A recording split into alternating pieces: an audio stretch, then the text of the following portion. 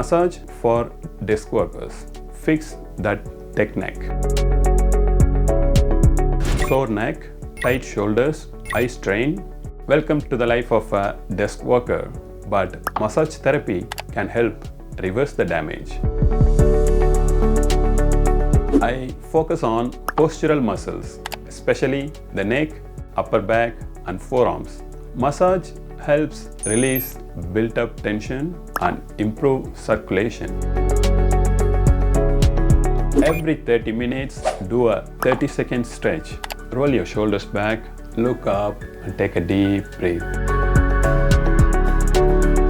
Can massage fix bad posture?